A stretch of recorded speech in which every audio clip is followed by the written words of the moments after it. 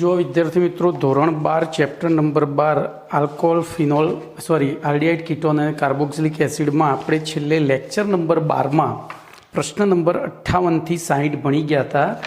આજે lecture number 13માં પ્રશ્ન number 62 થી આગળ વધીએ તો પ્રશ્ન નંબર 62નું વિધાન આ રીતનું છે.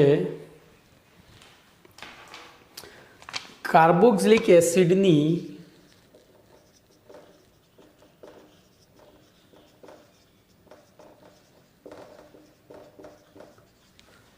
પ્રબળતા ઉપર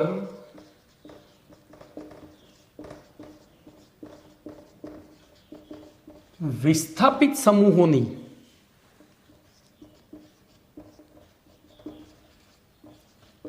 અસર સમજાવો. આવો પ્રશ્ન છે. બોલો. તો ધ્યાન રાખજો, 11મું ધોરણ 12મો પાઠ આપણે એક વસ્તુ ભણ્યા હતા કે વિવિધ સમૂહો જે કાર્બનિક સમૂહો છે બે પ્રકારની અસર દર્શાવે, ધન પ્રેરક અસર અને ઋણ પ્રેરક અસર. ઋણ પ્રેરક અસર એને ઇલેક્ટ્રોન આકર્ષક સમૂહ પણ કહેવાય. એવા જે ઋણ પ્રેરક અસર દર્શાવતો હોય એમને ઇલેક્ટ્રોન આકર્ષક, બરોબર, અને ધન પ્રેરક અસર દર્શાવતા એમને ઇલેક્ટ્રોન પૂરક સમૂહો પણ કહેવાય છે. તો અહીંયા આપણે જોવા જઈએ તો કાર્બોક્સિલિક એસિડની પ્રબળતા ઉપર વિસ્થાપિત સમૂહ તરીકે બે સમૂહ હોઈ શકે.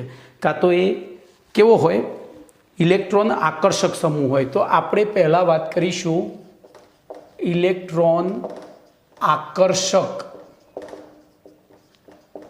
સમૂહની અસર. ધ્યાન અહીંયા રાખજો, આ વસ્તુને ઉદાહરણ દ્વારા સમજાય, બરોબર. ઉદાહરણ દ્વારા જ સમજાય અને એના કારણે શું થશે કહો. તો આપણે સિમ્પલ લોજિક લઈએ. દાખલા તરીકે 3 કાર્બનવાળું કાર્બોક્સિલિક એસિડ લઈએ, પહેલું પછી બીજું, અહીંયા પહેલામાં ક્લોરીન જોડાયો છે, અને ત્રીજું આમાં બીજા કાર્બન ઉપર ક્લોરીન જોડાયો છે. આપણે 11મા ધોરણમાં પ્રેરક અસર ભણી ગયા હતા. બોલો આ કેવી અસર દર્શાવે છે? એનસીસીમાં ફૂલકલી બહાર આવી ઓ ઓર ફિહા, એ પ્રમાણે આ ઋણ પ્રેરક અસર દર્શાવે, બરોબર. હવે હું આનું બંધારણ દોરીશ.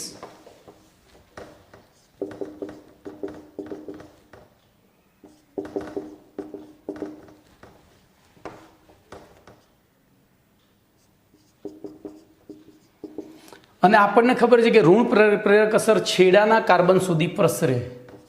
અહીંયા દાખલા તરીકે 4 ગણી હોય તો અહીંયા 3 ગણી, અહીંયા 2 ગણી ને 1 ગણી થાય.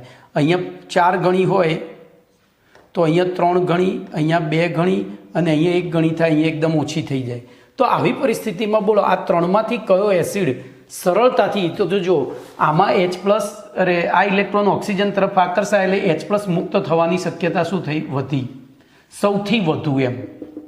પછી તો અહીંયા કોઈ એવી અસર નથી, જ્યારે અહીંયા પાછી છે તો મધ્યમ, અને આ સૌથી ઓછી.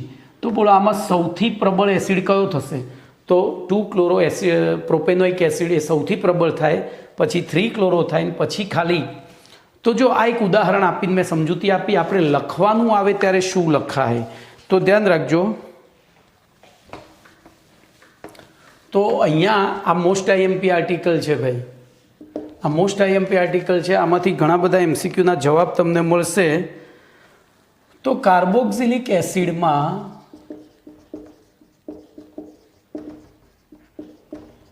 વિસ્થાપિત સમૂહ તરીકે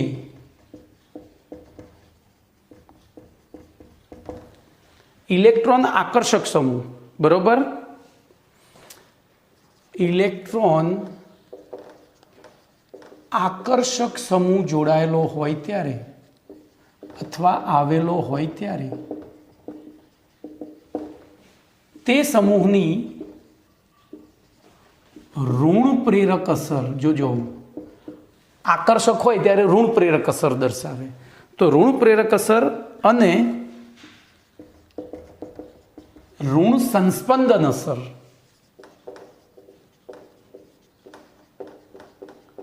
ના કારણે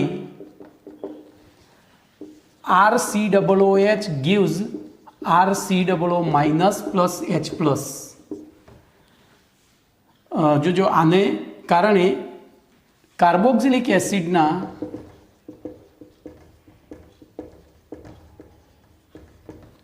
આયનીકરણ દ્વારા ઉત્પન્ન થતા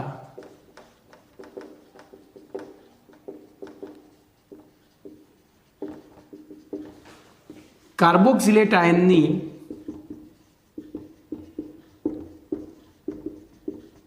સ્થિરતા વધે છે। આથી બોલો શું થાય? સ્થિરતા વધે છે તો શું થાય છે? આથી કાર્બોક્સિલિક એસિડના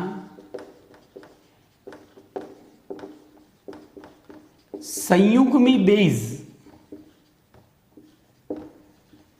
જોજો સંયુગ્મી બેઝ, હવે કાર્બોક્સિલિક એસિડનો સંયુગ્મી બેઝ કયો થાય? કાર્બોક્સિલેટ આયન જ થાય। બોલો અહીંયા આ એસિડ છે એટલે એમાંથી સંયુગ્મી બેઝ બન્યો, પણ એની સ્થિરતા વધી તો સંયુગ્મી બેઝની બેઝિક પ્રબળતા ઘટે છે। સ્થિરતા વધી તો બેઝિક પ્રબળતા ઘટે છે, એટલે કે આ પ્રક્રિયામાં જોજો હું વધારાનું લખું છું, સંતુલન જમણી બાજુ ઢળેલું રહે છે। કેવું રહે છે? જમણી બાજુ ઢળેલું રહે છે, જે RCOOH ની એસિડિક પ્રબળતામાં વધારો કરે છે।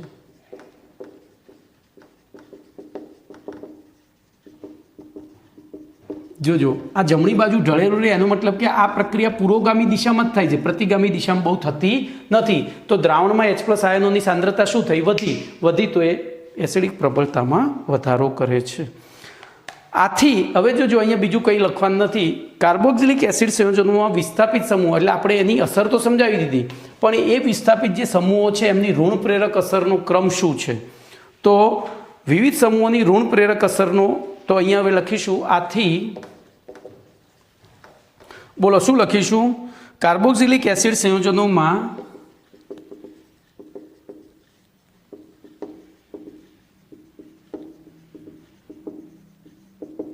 કાર્બોક્સિલિક એસિડ સંયોજનોમાં વિસ્થાપિત સમૂહ તરીકે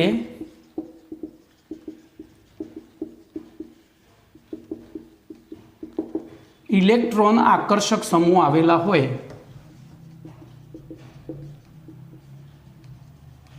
ઇલેક્ટ્રોન આકર્ષક સમૂહ જોડાયેલા હોય અથવા આવેલા હોય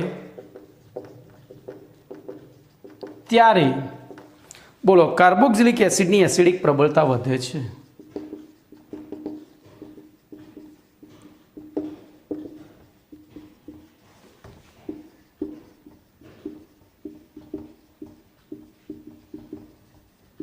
બરોબર।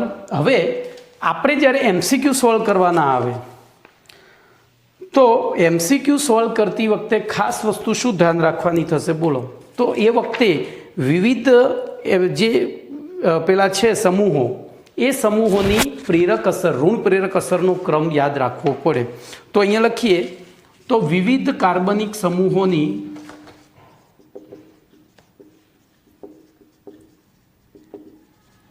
ઋણ પ્રેરક અસરનો ક્રમ, બોલો 11માં ટ્રીક આપી હતી, બરોબર? ટ્રીક આપી હતી, એમોનો ચાંદ ફૂલકલી બહાર આવી, યાદ આવે છે? અથવા તો NCCમાં ફૂલકલી બહાર આવી, ઓ ઓર ફીહા એવું હતું, યાદ આવ્યું? તો અહીંયા ઋણ પ્રેરક અસરનો ક્રમ સૌથી વધારે ઋણ પ્રેરક અસર CF3 સમૂહ દર્શાવે, કારણ કે ફ્લોરિન પ્રબળ વિદ્યુત ઋણ છે। એના પછી NO2 દર્શાવે, એના પછી CN દર્શાવે, પછી ફૂલ કલી બહાર આવી, પછી CSO, પછી ઓર। જોજો હવે આ સમૂહો જે છે એ સમૂહો એલિફેટિક માટે આકર્ષક છે અને એરોમેટિક માટે પૂરક છે, બરોબર? એટલે આપણે અહીંયા એને લખતા નથી, બરોબર? તો અહીંયા પણ એ પણ આવે જ છે, કોઈ બહુ મોટો ઇસ્યુ નથી, પણ ચોપડીમાં નથી આપેલા। ઓ ઓર, પછી ફીહા C6H5 અને પછી હાઇડ્રોજન, બરોબર? એમાં વચ્ચે પાછો આલ્કીન આવી જાય, હાઇડ્રોજન પહેલાં આલ્કીન આવી જાય છે, CH2 ડબલ બોન્ડ CH2 અને પછી હાઇડ્રોજન। તો ધારો કે આપણને 1 2 3 4 5 6 7 8 9 10 11 ને 12 કાર્બોક્સિલિક એસિડના અણુ આપ્યા છે. એમાં પહેલા બીજા કાર્બન ઉપર આ, પછી બીજા કાર્બન, એમ બધામાં બીજા કાર્બન ઉપર અનુક્રમે આ બધા સમૂહો જોડાયેલા છે 12 એક એક એક એક. તો સૌથી પ્રબળ કયો થશે? આ. એનાથી નિર્બળ. તો આ ક્રમ યાદ રાખવો પડશે તમારે. હવે જોજો એનાથી આગળ જઈએ તો વિવિધ ઇલેક્ટ્રોન આકર્ષક સમૂહની ઉપરના ક્રમ અનુસાર ઋણ પ્રેરક અસર વધે છે. આ રીતે ઋણ પ્રેરક અસર વધે છે અને તેમની જોજો ઋણ પ્રેરક અસર વધે અને એમની સંખ્યા વધે. જોજો, અને CH સમૂહથી તેનું અંતર ઘટે તેમ કાર્બોક્સિલિક એસિડની એસિડિક પ્રબળતા વધે છે. તો હવે અહીંયા લખું છું. તો કાર્બોક્સિલિક એસિડમાં આવેલા વિસ્થાપિત સમૂહની ઋણ પ્રેરક અસર વધે, તેમની સંખ્યા વધે, તે સમૂહોની સંખ્યા વધે.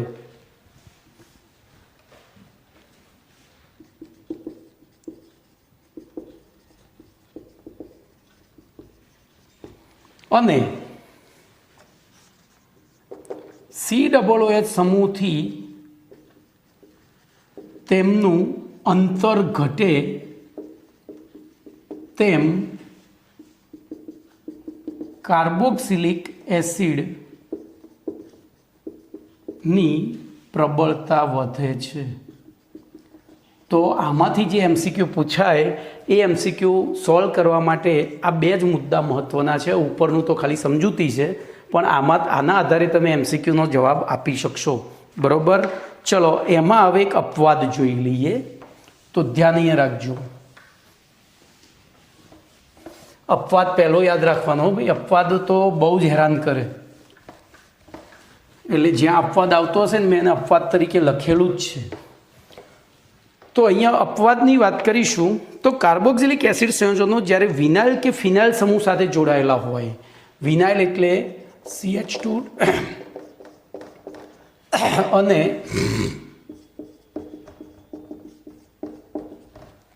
સીધા આની સાથે જોડાયેલા હોય, ત્યારે એમાં શું ઉત્પન્ન થાય? તો ધન સંસ્પંદન અસર જોવા મળે છે. આમાં ધન સંસ્પંદન, હવે જોજો આપણે સંસ્પંદનના બે પ્રકાર ભણી ગયા હતા 11મા ધોરણમાં. જોઈએ, બોલો આમાં શું સંસ્પંદન થશે? તો H2C ડબલ બોન્ડ C એક બાજુ, અહીંયા C, અહીંયા H, પછી C ડબલ બોન્ડ OH. બોલો હવે અહીંયા શું થશે? તો આ ઇલેક્ટ્રોન યુગ્મ, જોજો આ કાર્બન ઉપર અપૂરતા ઇલેક્ટ્રોન, કારણ કે આને ખેંચ્યા છે, આને ખેંચ્યા છે. જ્યારે અહીંયા તો આ ઇલેક્ટ્રોન અહીંયા આકર્ષાય તો આ અહીંયા જશે.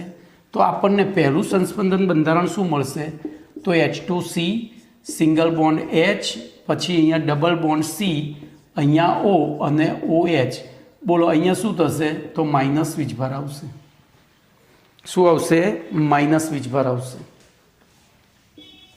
અને અહીંયા કયો વીજભાર આવશે? પ્લસ, કારણ કે અહીંથી ઇલેક્ટ્રોન યુગમાં ગયું ને. તો આને જોજો, એને ઇલેક્ટ્રોન કોની તરફ આપ્યા? એને ઇલેક્ટ્રોન કોની તરફ આપ્યા? તો સમૂહ તરફ આપ્યા. એટલે આને ધન સંસ્પંદન અસર કહેવાય. જોજો હવે એવું સેમ વસ્તુ કાર્બોક્સિલેટ આયન લઈએ તો એમાં પણ C ડબલ બોન્ડ OH. બોલો શું થશે? શું થશે આમાં? વિચારો. તો આ ઇલેક્ટ્રોન યુગમાં ઉપર જાય, કારણ કે અહીંયા અપૂરતા છે.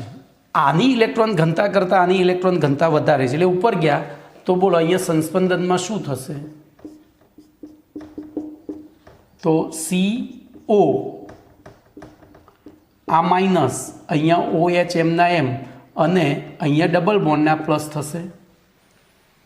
તો આ બંને પરિસ્થિતિમાં તો જો અહીંયા મેં બે ઉદાહરણ લખ્યા છે, તો જો તો કાર્બોક્સિલિક એસિડ સંયોજનોમાં જ્યારે COOH સમૂહ વિનાઇલ કે બેન્ઝીન એટલે કે વિનાઇલ કે ફિનાઇલ સમૂહ સાથે જોડાયેલા હોય ત્યારે તેમાં આકૃતિમાં દર્શાવ્યા પ્રમાણે ઉદ્ભવતી ધન સંસ્પંદન અસરના કારણે એસિડિક પ્રબળતા ઘટવી જોઈએ. ઉલટાનું શું થવી જોઈએ? ઘટવી જોઈએ, કારણ કે ઇલેક્ટ્રોન આ તરફ આપ્યા એટલે આ બંધ તો બધા લાંબા થવાના ને, અને બંધ લાંબા થાય તો હાઇડ્રોજન H+ લઈને ઇલેક્ટ્રોન મૂકીને જો લાંબો થયો એનો મતલબ કે હાઇડ્રોજનના ઇલેક્ટ્રોન ઉપર ઓક્સિજનનું આકર્ષણ ઘટ્યું તો H+ મુક્ત થવાની સંભાવના ઘટે છે. બરોબર. પરંતુ અહીં COOH સમૂહ જે કાર્બન પરમાણુ સાથે જોડાયેલો હોય તે sp2 સંકૃત કાર્બન હોવાથી તેની વધુ વિદ્યુત ઋણતા આ ધન સંસ્પંદન અસર કરતાં ઋણ પ્રેરક અસર વધુ પ્રભાવી બને છે. અહીંયા જોજો, આ sp2 સંકૃત થયો ને sp2 સંકૃત વધુ વિદ્યુત ઋણ થયો, તો એવી પરિસ્થિતિમાં અહીંયા ધન સંસ્પંદન અસરની જગ્યાએ શું થાય છે? એ પોતાની તરફ આકર્ષે છે, ઊંધું કરે છે અને એના કારણે એસિડિક પ્રબળતા શું થાય છે? વધે છે. તો ખાસ યાદ રાખજો આ વસ્તુ બોલો, ક્યારે સંસ્પંદન અસર પ્રભાવી થઈ જાય અને ક્યારે પ્રેરક અસર પ્રભાવી થાય? તો COOH જે કાર્બન સાથે જોડાયો હોય એમાં sp2 સંકૃત કાર્બન હોય તો પ્રેરક અસર વધારે પ્રભાવી થાય સંસ્પંદન અસર કરતાં. બરોબર. તો બોલો, અહીંયા sp2 સંકૃત હતો, અહીંયા sp2 સંકૃત જ હતો, આ sp2 સંકૃત છે. તો એવી પરિસ્થિતિમાં ત્યાં ઋણ પ્રેરક અસર કરતાં સંસ્પંદન અસર, ધન સંસ્પંદન અસર કરતાં ઋણ પ્રેરક અસર વધારે પ્રભાવી થાય, અને ઋણ પ્રેરક અસર વધારે પ્રભાવી થાય તો બોલો, ઇલેક્ટ્રોનને પોતાની તરફ ખેંચે તો OH બંધમાં Hના ઇલેક્ટ્રોન O તરફ આવે એટલે કે H+ મુક્ત થવાની સંભાવના વધે, અને તેથી બોલો એસિડિક પ્રબળતા શું થશે? વધશે. હવે એરોમેટિક કાર્બોક્સિલિક એસિડ લઈએ તો જોજો, એરોમેટિક કાર્બોક્સિલિક એસિડમાં અહીંયા હું COOH લઉં, એમાં 3 વસ્તુ લઈશ. જોજો, COOH અને COOH. બોલો, એક બેન્ઝીનનો બેન્ઝીન રાખું, એકમાં પૂરક સમૂહ. હવે આપણને ખબર છે એરોમેટિકમાં પૂરક સમૂહ કયા હતા? X નોર, એટલે કે હેલોજનથી શરૂ થતા, નાઇટ્રોજનથી શરૂ થતા, ઓક્સિજનથી શરૂ થતા અને કાર્બન શૃંખલા. આકર્ષક કયા હતા? તો CsNO2. તો જોજો, હું એકમાં R તરીકે અહીંયા પેરાસ્થાનમાં જ લઉં એટલે સ્થાન અચળ રાખું, CS3, અને એકમાં આકર્ષક તરીકે NO2 દાખલ કરું. બોલો શું થશે? તો જોજો, આ પૂરક છે એટલે શું કરે? ઇલેક્ટ્રોન આપે તો શું થાય? વિચારો, એની અસર છેડાના કાર્બન સુધી, છેડાના શૃંખલા સુધી થાય. જ્યારે આ આકર્ષે તો અહીંયાથી છેક સુધી આકર્ષણ લાગતું અહીંયા પહોંચ્યું, અહીંયા પૂરકતા છેક સુધી પહોંચી. જુઓ, બોલો, તો આ બંધ કેવો બન્યો? લાંબો. આ બંધ કેવો બન્યો? ટૂંકો બન્યો. તો ઓક્સિજનની વિદ્યુત ઋણતાના કારણે બંધ તૂટશે તો ખરો, પણ H+ મુક્ત થવાની શક્યતા વધી. કેમ? તો બંધ ટૂંકો છે એટલે હાઇડ્રોજનના ઇલેક્ટ્રોન ઉપર લાગતું ઓક્સિજનનું આકર્ષણ વધારે હશે. બોલો, અહીંયા બંધ લાંબો છે તો Hના ઇલેક્ટ્રોન ઉપર O વડે લાગતું આકર્ષણ ઓછું. તેથી બોલો, H+ મુક્ત થવાની શક્યતા શું થશે? ઘટે છે. H+ મુક્ત થવાની શક્યતા ઘટે છે. એટલે બોલો, આની એસિડિક પ્રબળતા આના કરતાં કેવી થશે? ઓછી, કારણ કે અહીંયા કોઈ અસર નથી. અહીંયા ધન પ્રેરક અસર છે, અહીંયા ઋણ પ્રેરક અસર છે. તો આવી પરિસ્થિતિમાં આ શું કરશે? તો એસિડિક પ્રબળતા ઘટાડશે, જ્યારે આ વધારશે. તો આવા MCQ પૂછાય છે. બરોબર. ચલો, એના પછી ઇલેક્ટ્રોન પૂરક સમૂહની વાત કરીએ. આ આકર્ષક હતો, હવે પૂરકની વાત કરીએ. તો ધ્યાન અહીંયા રાખજો. બોલો, ઇલેક્ટ્રોન પૂરક સમૂહો કયા? તો 321 મિથાઇલ. 321 મિથાઇલ. તો ઇલેક્ટ્રોન પૂરક વિસ્થાપિત સમૂહોની ધન પ્રેરક અસર અથવા તો ધન સંસ્પંદન અસરના કારણે કાર્બોક્સિલેટ આયનમાં ઋણ વીજભારમાં વધારો કરી તેની સ્થિરતામાં ઘટાડો કરે છે. ધ્યાન રાખજો. હું અહીંયા એક ઉદાહરણ લઉં એટલે તમને ખ્યાલ આવે. જોજો, આખું બંધારણ જ દોરું એટલે વધારે ખ્યાલ આવે. HHC ડબલ બોન્ડો OH, પછી HC, અહીંયા એક જ CH2 જોડું, આ H જ રાખું, આ પણ H, C ડબલ બોન્ડો OH, અને પછી બે C રાખું, અહીંયા CS3 હો ભાઈ, HCS3 C ડબલ બોન્ડો OH, અને છેલ્લામાં ત્રણેય CS3 કરી દઉં.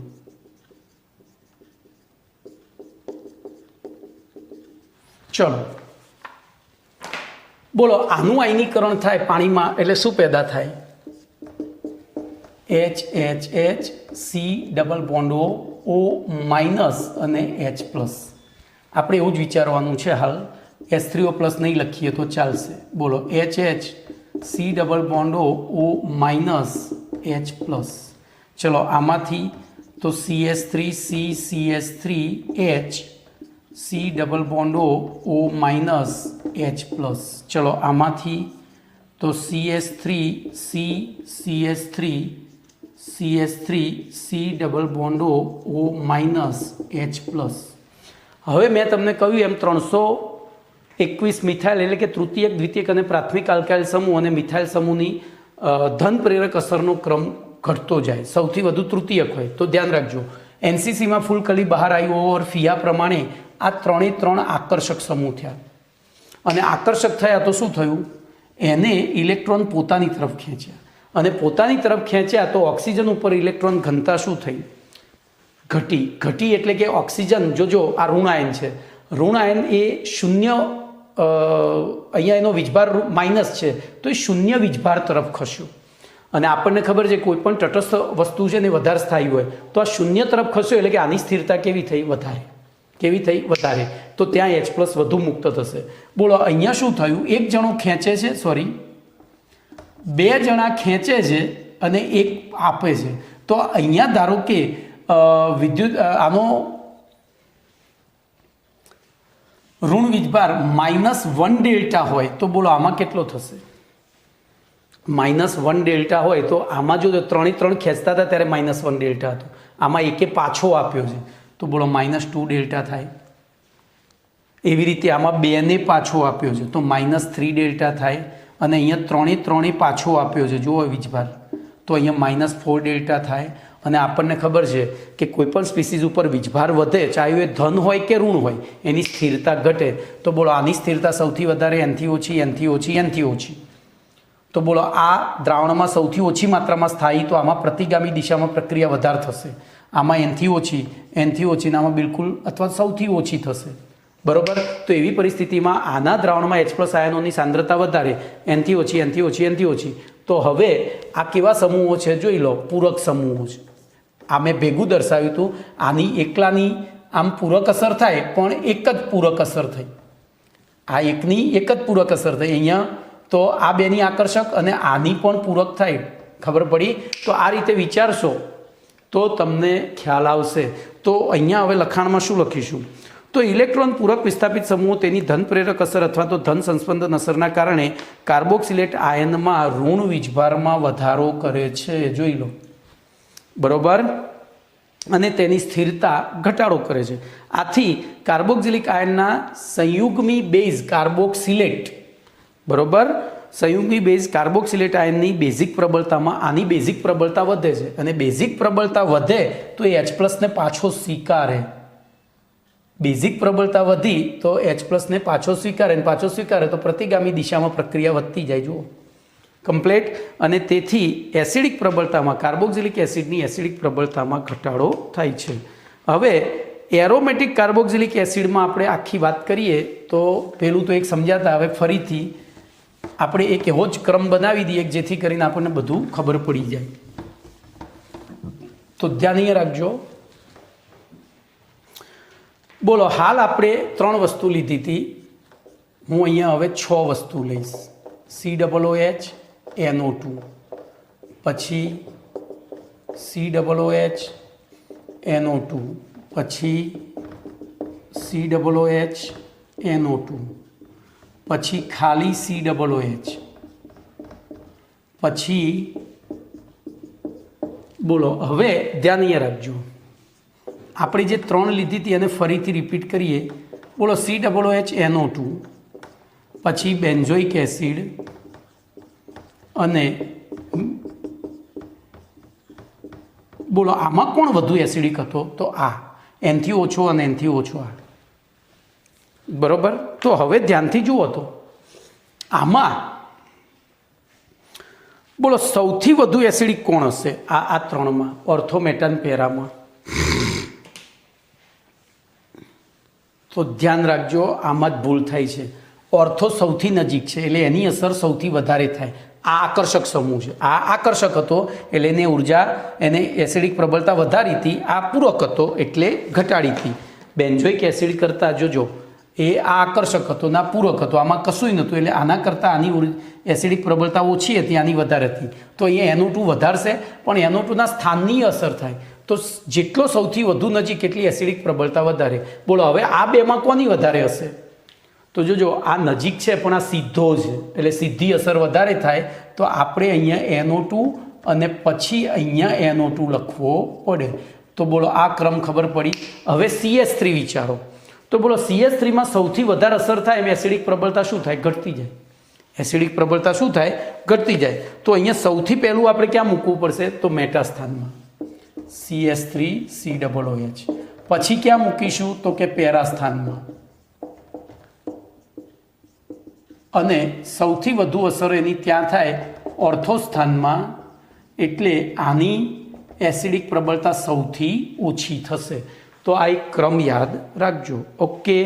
હવે આના ઉપરથી કેટલાક SQ છે જેનો આપણે જવાબ આપીશું એટલે આપણને થિયરી ઓટોમેટિક કેટલી આવડી એ ખબર પડી જશે. તો જોઈએ પ્રશ્ન નંબર S115. ભાઈ આ પ્રશ્નને 2-4 વખત જોજો, સમજજો, કારણ કે મેં સમજાવ્યું છે એકદમ સહેલી મેથડથી. ખાલી પ્રેરક અસર જોવાની. પ્રેરક અસર ઋણ પ્રેરક અસર હોય તો એસિડિક પ્રબળતા વધે, ધન પ્રેરક અસર હોય તો એસિડિક પ્રબળતા ઘટે. બરોબર. પછી સ્થાન જોવાનું. સ્થાન જેટલું નજીક, જો ઋણ પ્રેરક સમૂહ હોય અને સ્થાન નજીક હોય તો એસિડિક પ્રબળતા વધારે, અને ધન પ્રેરક સમૂહ હોય અને સ્થાન નજીક હોય તો એસિડિક પ્રબળતા ઘટાડે. પછી સંખ્યા જોવાની. બરોબર. ચલો એના પછી પ્રશ્ન નંબર S115. તો S115નું વિધાન છે વિવિધ ટ્રાયહેલો ઇથેનોઇક એસિડની પ્રબળતાનો ક્રમ. વિવિધ ટ્રાયહેલો ઇથેનોઇક એસિડ. જો અહીંયા આપણને પ્રશ્નમાં ઘણું બધું કહી દીધું છે. ની પ્રબળતાનો ક્રમ જણાવો. તો ધ્યાન અહીંયા રાખજો. પહેલું તો આનું નામ સામાન્ય નામ આપ્યું છે એટલે આપણે બંધારણ સામાન્ય શોધીશું. બોલો તો COOH એટલે ઇથેનોઇક એસિડ, પણ ટ્રાયહેલો એટલે કે 3 જગ્યાએ X છે. હવે આપણને ખબર છે, હાલ આપણે લખી ગયા ફૂલથી કલીથી બહારથી આઈ તરફ જઈએ એમ ઋણ પ્રેરક અસર શું થાય છે? ઘટે છે. અને ઋણ પ્રેરક અસર વધારે હોય તો એસિડિક પ્રબળતા વધારે હોય. તો બોલો સૌથી પહેલું મારે શું લખવું પડે? તો CF3COOH is greater than CCl3COOH is greater than CBr3COOH is greater than CI3COOH. બોલો પતી ગયો. પહેલાનો જવાબ મળી ગયો. ચલો એવી રીતે ડાયહેલો ઇથેનોઇક એસિડ, આ ટ્રાય હતું એની જગ્યાએ ડાય કરી નાખ્યું. બોલો શું કરીશું? તો ડાયહેલો ઇથેનોઇક એસિડમાં હું એક H કરી દઉં. અહીંયા જવાબ પ્રશ્ન એનો એ જ છે. તો એક H કરવા માટે અહીંયા મારે શું કરવું પડે? CF2H, CCl2H, CBr2H અને CI2H. જવાબ એનો એ જ જોઈ લો. કમ્પ્લેટ. CI2H અથવા તો I2CH એ જે અંદર લખ્યું જે રીતે લખશો તો ચાલશે. તો આ 116 નંબરના પ્રશ્નનો જવાબ થયો. કયા નંબરનો? 116. ચલો 117 જોઈએ. તો વિવિધ મોનોહેલો ઇથેનોઇક એસિડ. જોજો આ 117 અહીંયા જ કરી નાખું. તો આ ડાય હતું એની જગ્યાએ મોનો કરો એટલે તમારે અહીંયા શું કરવું પડે? બીજો H કરી દેવો પડે. આ મોનોહેલો. તો બોલો મારે અહીંયા સુધારો શું કરવાનો? બધી જગ્યાએ વિચારો તો હેડો. તો અહીંયા પર પહેલો કરી દો FCH2, એવી રીતે ClCH2, એવી રીતે BrCH2 અને ICH2. બોલો કમ્પ્લીટ, ક્લિયર? તો S117 પણ પૂરો થઈ ગયો. ચલો 63મો પ્રશ્ન. હવે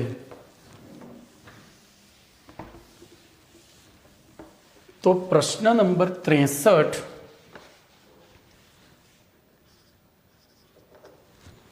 કાર્બોક્સિલિક એસિડમાંથી એનહાઇડ્રેટ સંયોજનો બનાવવાની રીત સમજાવો.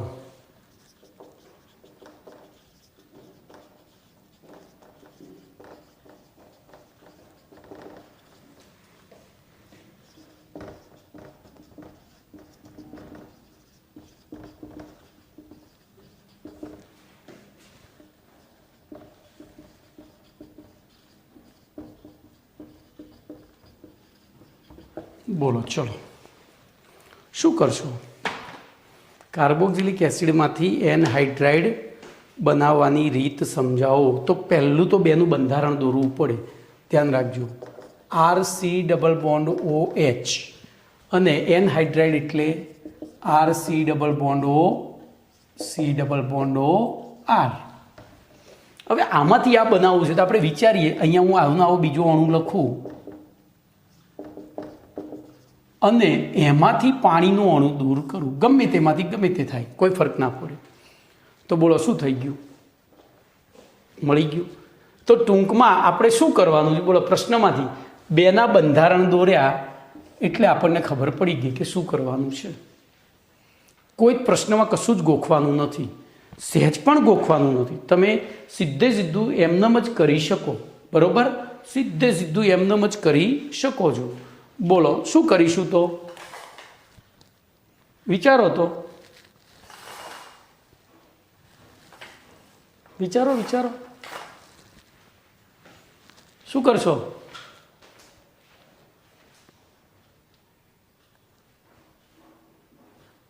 સોચો.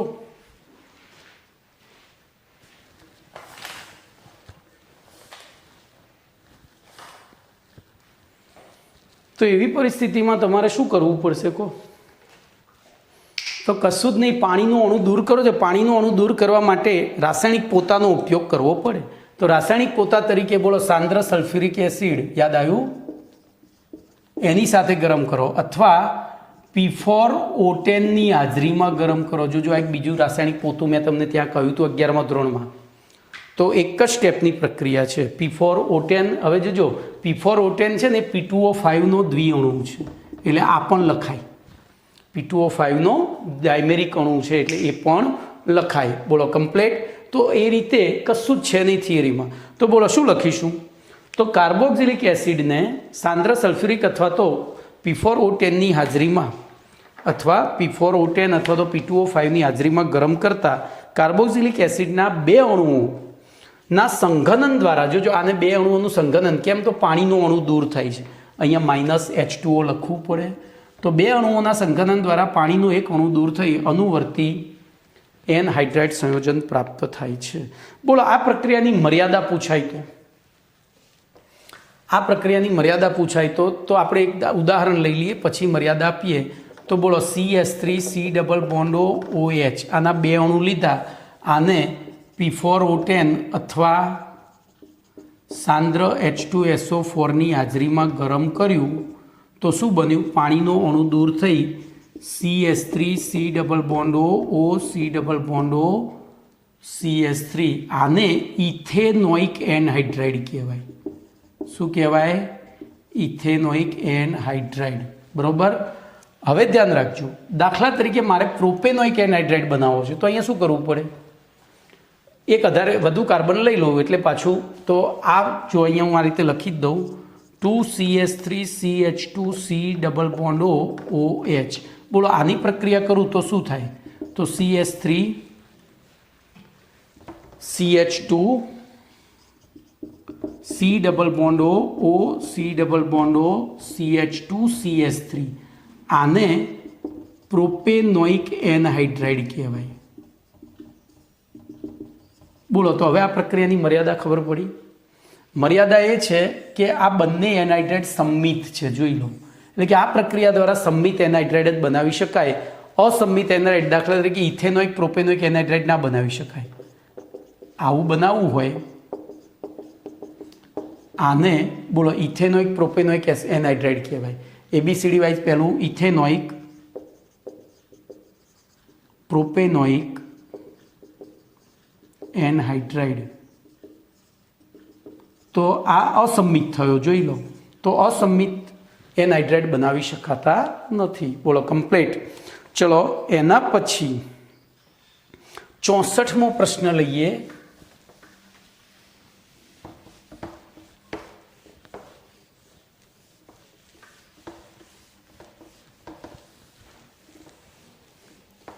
તો પ્રશ્ન નંબર 64નું વિધાન છે કાર્બોક્સિલિક એસિડ માંથી એસ્ટરની બનાવટ સમજાવો. જો આ બધા એવા પ્રશ્નો છે કે જેનો જવાબ પ્રશ્નમાં હોય. શરત એટલી આપણને તો જ જવાબ આવડે કે આપણને આ બંધારણીય સૂત્રો આવડતા હોવા જોઈએ. તો ધ્યાન રાખજો, હું RC≡OH લઉં, એમાંથી એસ્ટર બનાવું RC≡OR'. એનો મતલબ શું થયું? અહીંયા તો એક જ R છે, આટલો ભાગ છે આપણી પાસે, જોઈ લો. તો આવો ભાગ જોઈશે તો હું એની પ્રક્રિયા HOR' સાથે કરું. અને હવે જોજો, આમાંથી પણ હું પાણીનો અણુ દૂર કરું. ધ્યાન રાખજો, આમાંથી પણ હું પાણીનો જ અણુ દૂર કરું તો શું થાય? RC આવી ગયું અને OR' પણ આવી ગયું. હવે આ પ્રક્રિયા પણ સાંદ્ર સલ્ફ્યુરિક એસિડની હાજરીમાં જ કરવાની છે તો પાણીનો અણુ દૂર થાય. હવે આ પ્રક્રિયાની એક વિશિષ્ટ ખાસિયત જો મેં બોર્ડ ઉપર લખેલી છે. અહીંયા બે પ્રકારે પાણીનો અણુ દૂર થઈ શકે, બ્લેક અને બ્લુ બંને. જોઈ લો, બ્લેક બોક્સ તરીકે દૂર થશે તો એ પાણી એ એસ્ટર બનશે અને બ્લુ બોક્સ પ્રમાણે થશે તો એ એસ્ટર બનશે. પણ અહીંયા આ એક વિશિષ્ટ પ્રક્રિયા છે. બોલો, હમણાં જ આપણે ભણી ગયા કે આલ્કોહોલ, ફિનોલ અને કાર્બોક્સિલિક એસિડમાં સૌથી પ્રબળ એસિડ કોણ? તો કાર્બોક્સિલિક એસિડ. એનથી નિર્બળ કોણ? તો ફિનોલ. અને એનથી નિર્બળ તો કે આલ્કોહોલ. બરોબર. તેમ છતાં બોલો, અહીંયા આલ્કોહોલ આ બ્લેક પ્રમાણે જોવા જઈએ તો આ કઈ રીતે વર્ત્યું? તો બેઝ તરીકે. કેમ? તો એને OH- નું દાન કર્યું. આલ્કોહોલ કઈ રીતે વર્ત્યું? તો એસિડ તરીકે. અને પ્રક્રિયા આ રીતે જ થાય છે. પ્રક્રિયા આ રીતે થાય છે. આ બાબત પ્રાયોગિક રીતે પુરવાર પણ કરેલું છે. અને આ પ્રક્રિયાને ફિશર-સ્પિયર એસ્ટરીકરણ પ્રક્રિયા કહે છે. બોલો, નામ આવ્યું. કેમ નામ આવ્યું? ફિશર-સ્પિયર એસ્ટરીકરણ નામ કેમ આવ્યું? તો આપણે સામાન્ય કાયદેસર આ એસિડ તરીકે વર્તવો જોઈએ, આ એસિડ તરીકે, અને આ બેઝ તરીકે વર્તવો જોઈએ, પણ એ વર્તતા નથી. તો આવું કેમ થયું? એ સામાન્ય રસાયણ વિજ્ઞાનના નિયમોના આધારે સમજાવી શકાતું નથી. અને આ વસ્તુ પુરવારે કરેલી છે પ્રાયોગિક રીતે. એટલે આપણે આને નેમ રિએક્શન, તો કાર્બોક્સિલિક એસિડમાંથી એસ્ટરની બનાવટની આ પ્રક્રિયાનું નામ શું છે? ફિશર-સ્પિયર એસ્ટરીકરણ. બોલો કમ્પ્લીટ. હવે તો આમાં તમારે 2-3 ઉદાહરણ આપી અને લખી દેવાનું છે. તો બોલો, વર્ણનમાં શું કરીશું? તો કાર્બોક્સિલિક એસિડ સંયોજનોની સાંદ્ર સલ્ફ્યુરિક એસિડ અથવા તો સાંદ્ર હાઇડ્રોક્લોરિક એસિડ, અહીંયા સાંદ્ર સલ્ફ્યુરિક લો કે સાંદ્ર હાઇડ્રોક્લોરિક એસિડ લો, આલ્કોહોલ સાથે અથવા તો ફિનોલ સાથે. જોજો, આલ્કોહોલ લો કે ફિનોલ લો, બંને કરતાં કાર્બોક્સિલિક એસિડ વધુ એસિડિક છે. તેમ છતાં આ પ્રક્રિયામાં કાર્બોક્સિલિક એસિડ બેઝ તરીકે અને આલ્કોહોલ અને ફિનોલ એસિડ તરીકે વર્તી અનુવર્તી, એટલે કે એમની વચ્ચે સંઘનન પ્રક્રિયાથી પાણીનું અણુ દૂર કરી અનુવર્તી એસ્ટર આપે છે. આ પ્રક્રિયાને ફિશર-સ્પિયર એસ્ટરીકરણ પ્રક્રિયા કહે છે. વળી આ પ્રક્રિયા પ્રતિવર્તી છે. પાછી જોજો, આ પ્રક્રિયા કેવી છે? પ્રતિવર્તી. એટલે બોલો શું થાય? લસટેલેના નિયમ પ્રમાણે આપણે જો આમાં વધુ ઉત્પાદન મેળવવું હોય તો શું કરવું પડે? શું કરવું પડે? તો આ બેમાંથી જે પ્રક્રિયક સસ્તો હોય એ વધુ માત્રામાં ઉમેરવાનું. એટલે બોલો, વધુ એસ્ટર બનશે. અથવા ઉત્પન્ન થતા એસ્ટરને બહાર કાઢી લેવાનું. ઉત્પન્ન થતા એસ્ટરને બહાર કાઢી નાખો. એટલે આપણે આ પ્રક્રિયા બોલો કયા તાપમાને કરવી હિતાવહ છે? તો જે એસ્ટર સંયોજન બને છે એ એસ્ટરના ઉત્કલન બિંદુ જેટલા તાપમાને કરીએ તો પ્રક્રિયા પાત્રમાંથી એસ્ટર બહાર નીકળતું જાય. એમ લસટેલેના નિયમ પ્રમાણે પુરોગામી પ્રક્રિયાનો વેગ વધતો જાય છે. બોલો કમ્પ્લીટ. હવે તમારે 2-3 ઉદાહરણ આપવાના છે જે નીચે લખેલા છે, બરોબર, એ તમારે જાતે વિચારવાના. હવે અહીંયા આર ને એ આર તો ગમે તે મૂકી દેવાય, ખબર પડી? તો મારે સમજૂતી આપવાની છે, ઉદાહરણમાં કંઈ જ નથી. ચલો એના પછી પ્રશ્ન નંબર 65 મોસ્ટ આઈએમપી. આ ફિશર સ્પિયર એસ્ટરીકરણની ક્રિયાવિધિ સમજાવવાની છે. તો એસ્ટરીકરણ પ્રક્રિયાની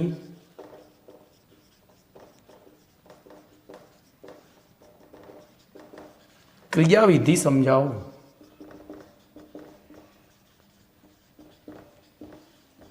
બોલો, એસ્ટરીકરણ પ્રક્રિયાની ક્રિયાવિધિ સમજાવો. શું કરશો? વિચારો તો, વિચારો વિચારો વિચારો. હેડો હેડો હેડો હેડો હેડો હેડો. તો જોજો, હવે આની ક્રિયાવિધિમાં આપણે સૌથી પહેલું વિચારીએ તો અહીંયા ધ્યાન રાખજો, RCOOH પ્લસ ROH અને આપણે સાંદ્ર HCl અથવા સાંદ્ર H2SO4 લઈએ છીએ. ધ્યાન રાખજો, હું એક ઉદાહરણ આપું છું આની ક્રિયાવિધિ સમજાવવા માટે. ધારો કે તમે ધોરણ 12નો વિદ્યાર્થી, પછી ધોરણ 10નો વિદ્યાર્થી અને ધોરણ 4નો વિદ્યાર્થી, ત્રણેય એમાં ધોરણ 12નો વિદ્યાર્થી વાંચતા વાંચતા થાકી ગયો એટલે સોસાયટીના કોમન પ્લોટમાં ગયો. એણે જોયું કે કેટલાક ધોરણ 10ના વિદ્યાર્થીઓ અથવા તો ધોરણ 9ના વિદ્યાર્થીઓ, આપણે 9 રાખીએ, કેટલાક ધોરણ 9ના વિદ્યાર્થીનું એક ગ્રુપ, એક સમૂહ, અને કેટલાક આવા વિદ્યાર્થી એટલે કે બીજા ધોરણના કે ચોથા ધોરણનો સમૂહ રમત રમી રહ્યા હતા. બોલો, આ વિદ્યાર્થી કોની સાથે રમવા જશે? આ વિદ્યાર્થી આ બેમાંથી કયા સમૂહ સાથે જોડાશે રમવા માટે? તો બટ ઓબ્વિયસ ધોરણ 9 સાથે. કેમ? તો એની પ્રબળતાને ધ્યાનમાં રાખી આની સાથે રમવું એની નાલેશી કહેવાય. નાના બાળકો સાથે રમવું એ નાલેશી કહેવાય. ઠીક છે, આપણે પણ એક ડિગ્નિટી માટેની વાત છે.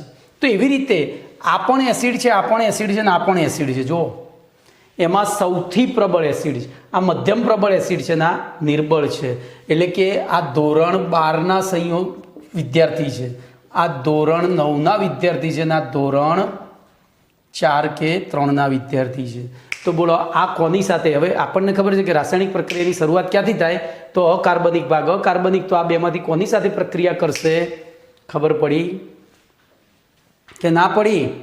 ચલો, તો હવે આપણે વિચારીએ એની ક્રિયાવિધિ. બોલો, આમાંથી H+ છૂટો પડ્યો એ શું કરશે? તો RC≡OH. બોલો, આ H+ ક્યાં હુમલો કરશે? મને એમ કહો તો ક્યાં હુમલો કરશે? એને ક્યાં વધુ ઇલેક્ટ્રોન મળે એમ છે? વિચારો. તો આ સિગ્મા બંધના ઇલેક્ટ્રોન છે, એ ક્યારેય મળે નહીં. સિગ્મા બંધ સૌથી મજબૂત બંધ, 2 અબંધકારક. અહીંયા 2 અબંધકારક અને પાઈબંધ, એટલે કે ટૂંકમાં આરે પાઈબંધના ઇલેક્ટ્રોન મળે એવા છે. અને આ પણ. તો અહીંયા ટોટલ ઇલેક્ટ્રોન યુગ્મની સંખ્યા 6 થઈ, અહીંયા 4 થઈ, એટલે એ હુમલો કરશે અહીંયા. બોલો, શું થશે? શું થાય? બોલો. તો મધ્યવર્તી પરિસ્થિતિમાં આવું બંધારણ બનશે, જોજો. અને અહીંયા ધન વીજભાર આવશે, કારણ કે એને 1 ઇલેક્ટ્રોન યુગ્મ આપી દીધું છે, એને આપ્યું ને. બોલો, ધન વીજભાર આવ્યો તો શું થાય? પાછું આ ઇલેક્ટ્રોન યુગ્મ અહીંયા આકર્ષાય. બોલો, હવે શું થશે? વિચારો તો, હવે શું થાય? તો RCOH અને એ ધન વીજભાર અહીંયા શિફ્ટ થયો. જોજો, પહેલું સ્ટેપ અહીંયા પત્યું, એટલે આ પહેલું સ્ટેપ થયું ટૂંકમાં. હવે આ જે કાર્બોકેટાઇન બન્યો એ કાર્બોકેટાઇન સાથે તો હું અહીંયા ફરીથી લખીશ,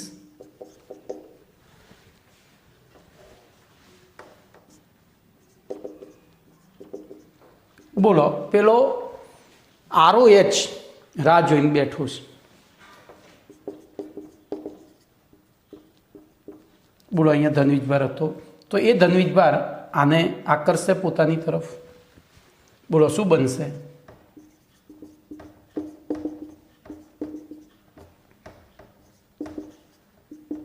અને ધન વીજભાર ખસશે અહીંયા. ખબર પડી? હવે એ ધન વીજભારને નાબૂદ કરવા માટે એને શું કરવું પડે? આ H પ્લસને છૂટો કરવો પડે. આ H પ્લસને છૂટો કરવો પડે એ ધન વીજભારને, કારણ કે આ OR બંધ વધારે મજબૂત, અહીંયાથી આ શેન્ડોળિયું એટલું ઝડપથી છૂટું પડે એવું છે, તો આ ઇલેક્ટ્રોન યુગ્મને અહીંયા લઈ લેશે. એટલે બોલો શું બનશે?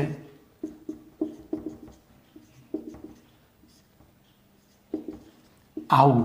પણ આપણે 11મા ધોરણમાં ભણી ગયા છીએ કે એક જ કાર્બન ઉપર 2 હાઇડ્રોક્સિલ સમૂહ જોડાઈ શકતા નથી. એક જ કાર્બન ઉપર 2 હાઇડ્રોક્સિલ સમૂહ જોડાઈ શકતા નથી. તો શું થશે હવે? તો એના માટે મારે તમને એક સ્ટેપ અહીંયા વચ્ચે રહી ગયું. ઉભા રહો, ફરીથી થોડી નાની આકૃતિ દોરું તો બધું સમજાશે. બરોબર? કંઈ નહીં, રિવિઝન થઈ રહ્યું છે, ટેન્શન ના લેશો. બોલો, RC ડબલ બોન્ડ O અને OH, આને આયનીકરણથી ઉત્પન્ન થતો H પ્લસ, બોલો પહેલા તબક્કામાં અહીંયા આકર્ષાયો તો આપણને RC ડબલ બોન્ડ OH અને અહીંયા એક ઇલેક્ટ્રોન યુગ્મ ધન વીજભાર પેદા થયો. હવે એ ઇલેક્ટ્રોન યુગ્મ અહીંથી આમ લઈ લે એટલે શું થયું? તો RC, હવે હું આને સીધું કરી દઈશ.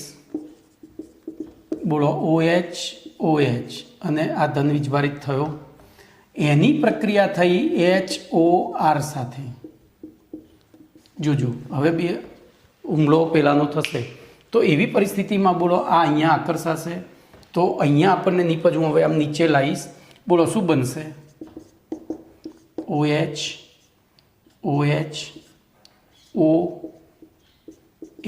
અને R, અને ધન વીજભાર અહીંયા ખસ્યું.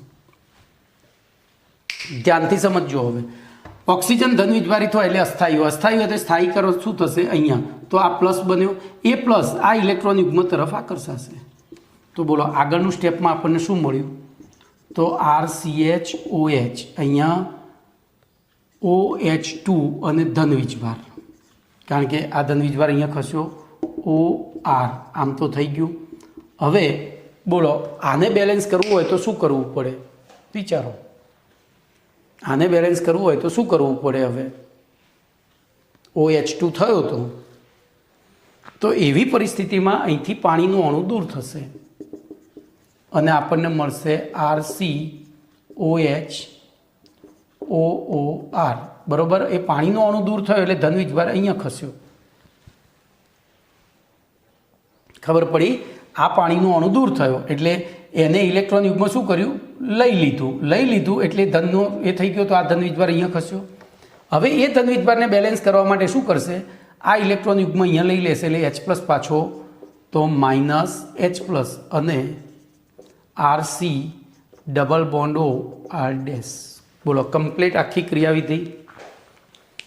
થોડી મજૂરી કરશો તો જ આવડશે ભાઈ. ચોપડીમાં થોડી ખોટી આપેલી છે.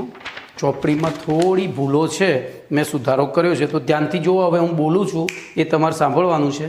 તો કાર્બોક્સિલિક એસિડની સાંદ્ર સલ્ફ્યુરિક એસિડ અથવા સાંદ્ર હાઇડ્રોક્લોરિક એસિડ વાયુની હાજરીમાં આલ્કોહોલ અથવા તો ફિનોલ સાથે પ્રક્રિયા કરવામાં આવે ત્યારે આ પ્રક્રિયા એક પ્રકારની એસાઇલ સમૂહ વડે થતી કેન્દ્રાનુરાગી વિસ્થાપન પ્રક્રિયા છે. ખાસ યાદ રાખજો, કેન્દ્રાનુરાગી એસાઇલ સમૂહ વડે થતી, જે નીચે પ્રમાણે 5 તબક્કામાં પૂર્ણ થાય છે. નીચે પ્રમાણે 5 તબક્કામાં પૂર્ણ થાય છે. ભાઈ આ તબક્કો કોમન ગણેલો છો, આ રહ્યો એ કોમન તબક્કો છે એટલે 5 થાય. બરોબર? જોજો હવે સમજૂતી આપીએ તો સૌથી પ્રથમ તબક્કામાં કાર્બોક્સિલિક કાર્બનનું પ્રબળ એસિડની હાજરીમાં પ્રોટોનીકરણ થાય છે. આ પ્રથમ તબક્કો પૂર્ણ થયો એટલે કાર્બનનું પ્રોટોનીકરણ થઈ ગયું.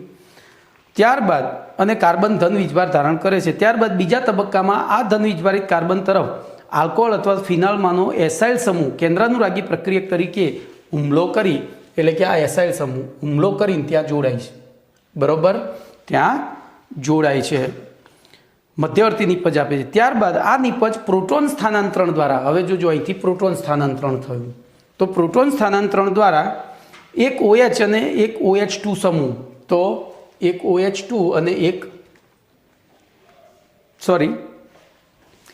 OH સમૂહને OH2 સમૂહમાં રૂપાંતરિત કરે છે. એક OH સમૂહને અને ત્યાર પછીના તબક્કામાં પાણીના અણુ સ્વરૂપે દૂર થાય એટલે આપણને પ્રોટોનેટેડ શું મળે છે? એસ્ટર સંયોજન મળે છે.